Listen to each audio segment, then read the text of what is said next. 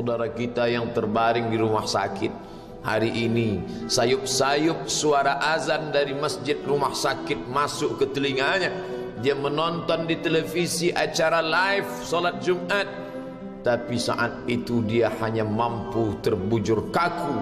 Ruhnya masih ada dalam jasad. Anaknya tidak bisa berada di sampingnya karena security tidak mengizinkan keluarga berada di dalam ruang ICU. Dia duduk di dalam.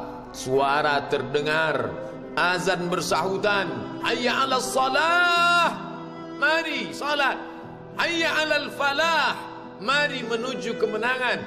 Dia hanya bisa meneteskan air mata. Kenapa?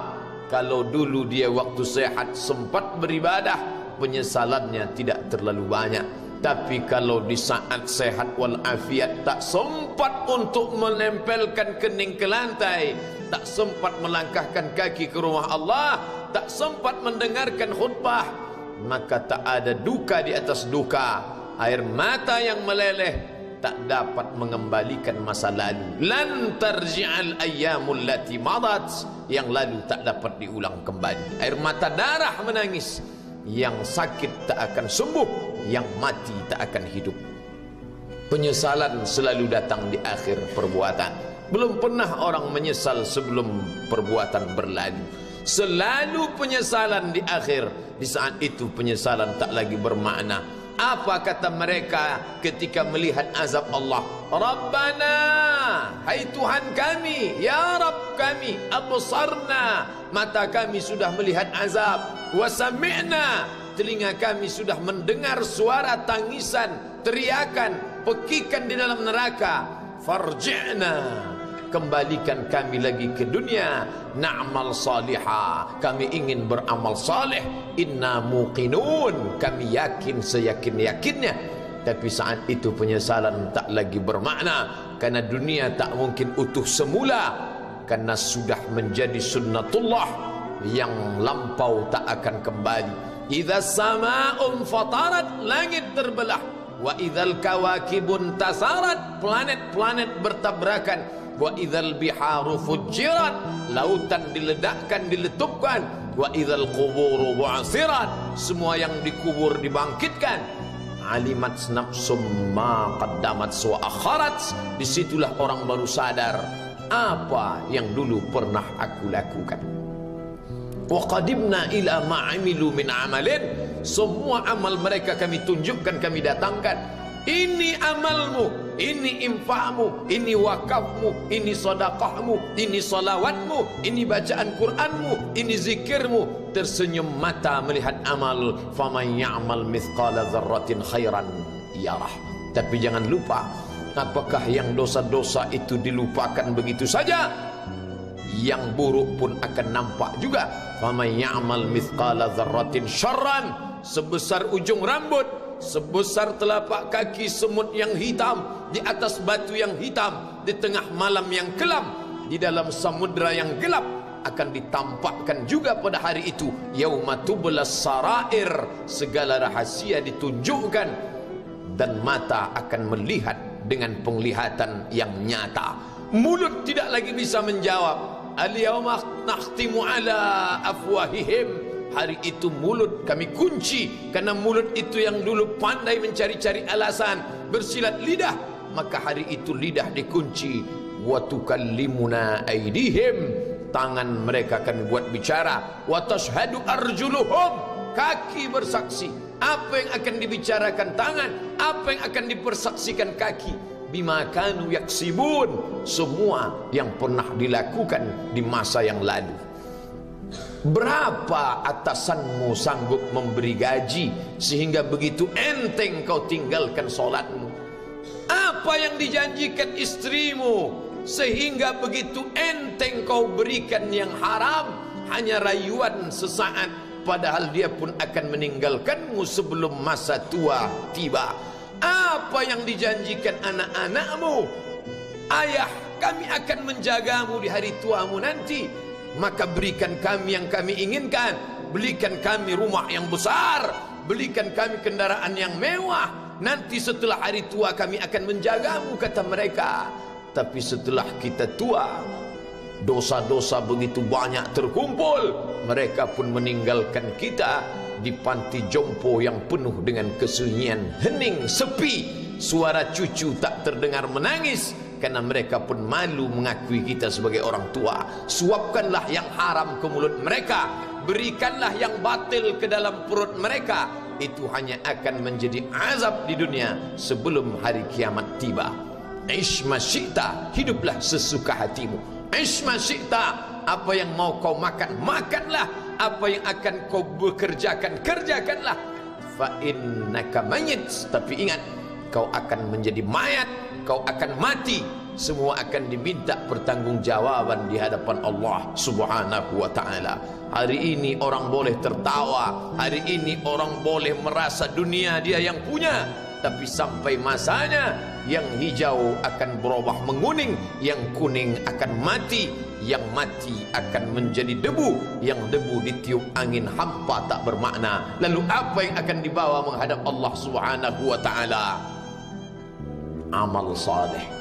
Kalau pernahlah mulut itu membaca sepotong dua potong ayat sebelum berangkat bekerja, kalau sempatlah masuk ke kamar mandi mengambil air wudhu, solat sunat duha sebelum berangkat bekerja, kalau sempatlah ketika duduk dalam suasana santai membuka iPad lalu dibuka Quran digital sambil melihat beberapa ayat merenungkan maknanya, mengingat mati, kalau sempatlah mulut mengucapkan subhanallah wa bihamdihi subhanallahil azim, kalau sempatlah anak istri dibawa ke masjid iktikaf mendengarkan pengajian, kalau sempatlah beberapa persen dari pendapatan itu dilimpahkan ke rumah anak yatim panti jompo masjid, kalau sempatlah beberapa meter tanah dibeli untuk pembebasan mendirikan rumah Allah, kalau sempat memberikan beberapa karpet untuk rumah yang selalu ditinggalkan, kalau sempatlah membelikan beberapa kilo beras untuk yatim piatu dan panti jompo, itulah yang akan menolong di hadapan Allah. Adapun rumah besar dengan beberapa semen, dengan beberapa busi yang banyak, semua akan menjadi tinggal kenangan. Mereka akan menjual, membagi-baginya. Tanah yang dulu harganya semeter 100.000 sekarang sudah menjadi 5 juta. Mereka akan bagi-bagi itu semua kepada ahli waris. Lalu kita hanya membawa 3 helai kain tipis yang tidak berjahit, dan itu semua menjadi milik orang.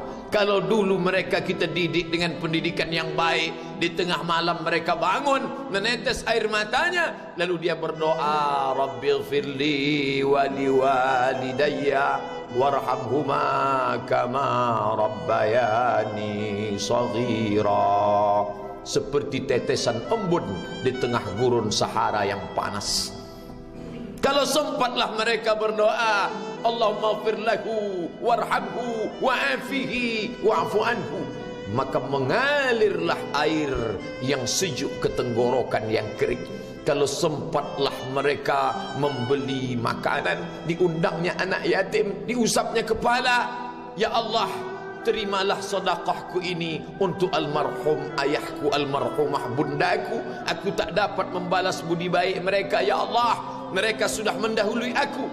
Maka akan mengalirlah itu sebagai perlipur lara di tengah alam barzah sementara kiamat tiba.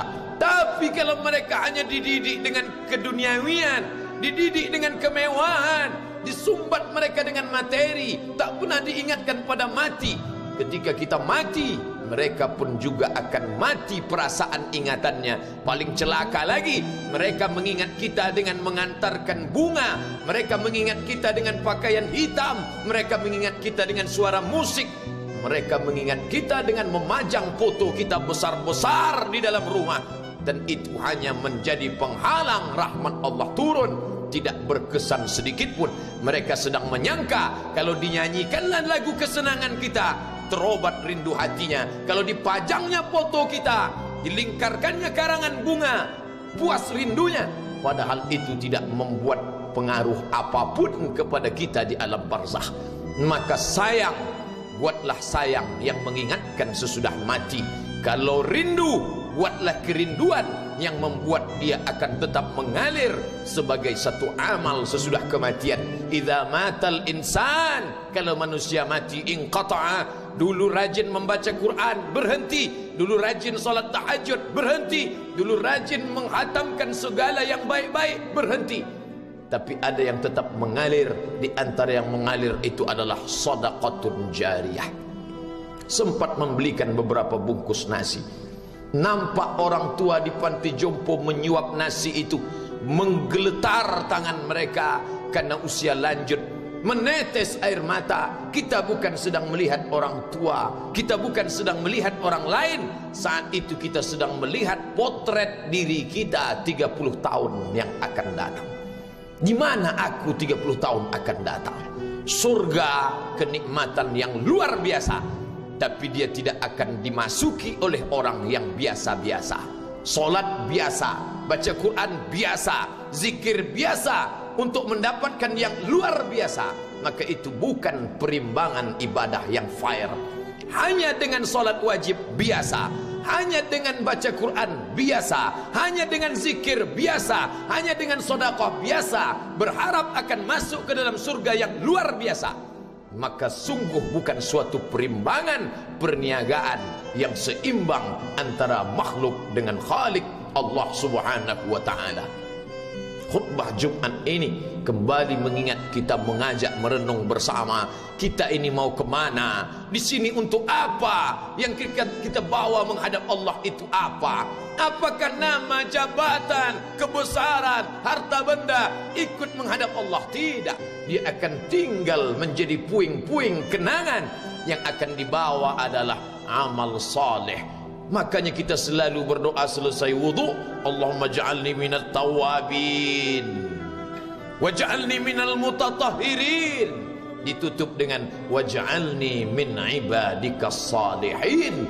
Karena orang yang soleh lah yang selamat dari kerugian, yang lain rugi. Innal insan, semua manusia lafi khusrin, rugi. Yang kaya rugi, yang punya kuasa rugi, yang ganteng rugi, yang punya anak rugi, yang punya istri rugi.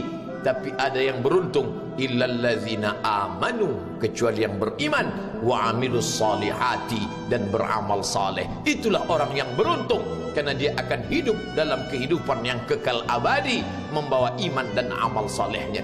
Kalau sampai hari ini masih bersemayam di dalam diri kita, mari kita jaga. Dan kita berharap kepada Allah husnuzan, Allah menutup usia kita ini dengan husnul khatimah. Ketika itulah malaikat datang memanggil, menyambut, ya ayyatuhan nafsul mutmainnah, wahai jiwa yang tenang, irji'i ila rabbiki, kembalilah engkau kepada Tuhan Rabbmu, radiyatan mardiyah, engkau ridha kepada Allah, Allah pun ridha menerima engkau sebagai hambanya. Fadkhuli fi ibadi, masuklah engkau ke dalam golongan hambaku. Wadkhuli jannati, masuklah engkau ke dalam surgaku. Saat itu ruh keluar dari badan seperti tetesan air di hujung daun yang lembut menetes.